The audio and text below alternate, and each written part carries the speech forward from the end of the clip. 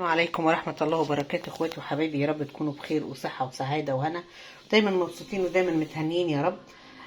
سبحان الله، فعلا كل شيء بإيد ربنا سبحانه وتعالى، ومفيش قدم بتنقليها إلا بإذن ربنا سبحانه وتعالى. الخطة اتغيرت خالص خالص. امبارح كنت عايزة أعمل أكل للولاد ونروح لهم النهاردة، كنسلنا.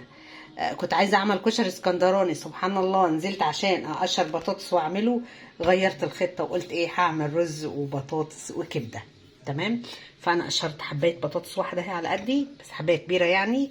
كان عندي طماطم ابتدت ايه، تنقر كده، فشلت الوحش رميته، والحلو اخدته فرمته ببصل وثوم وفلفل وكيسته، عملت منه كيسين. وهنا ضربت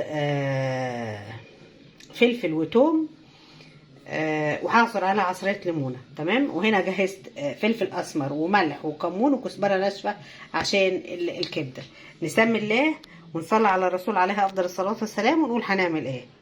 هنا اخدنا معلقتين من الفلفل والثوم المهروس وحطيناه على الكبده، وهننزل بالملح والكزبره والايه والبهارات بتاعتنا وعصره ليمونه ونقلبهم كويس.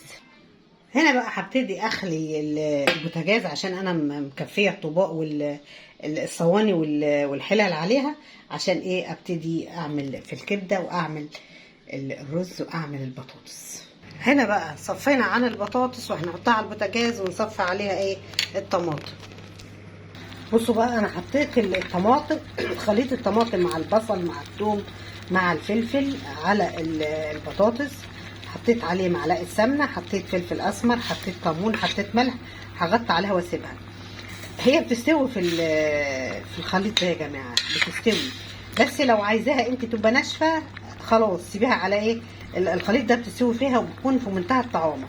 عايزه يكون فيها ميه، يبقى انت ايه، هتزودي ايه، ميه او شوربه الموجوده عندك. هنا بقى انا جايبه كوبايه رز، كوبايه الرز دي تكفيني يومين.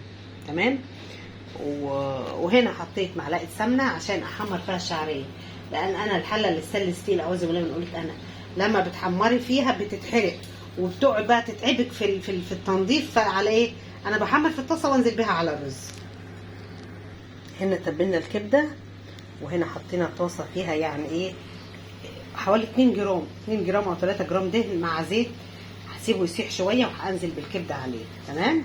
هنا انا بحمر الشعريه اهو، عشان ايه، مش اضطر ان انا احمرها في الحله الاستانلس وتتحرق مني واتعب نفسي على الفاضي.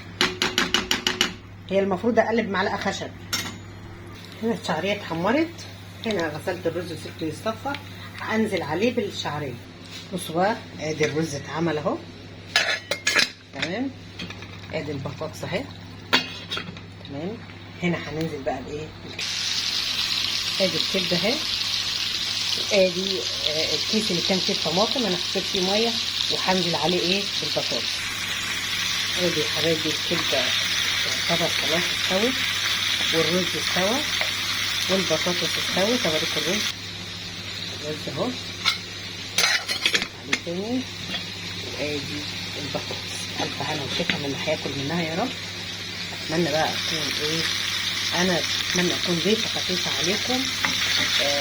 الكبده طبيعي ما بتاخدش سوا، ما بتاخدش نار، بس انا ما بحبش اعملها لا سميكه قوي ولا ايه، رفيعه قوي. الوسطيه في كل حاجه بتبقى حلوه، بس ما قلتوش الريحه فظيعه فظيعه فظيعه.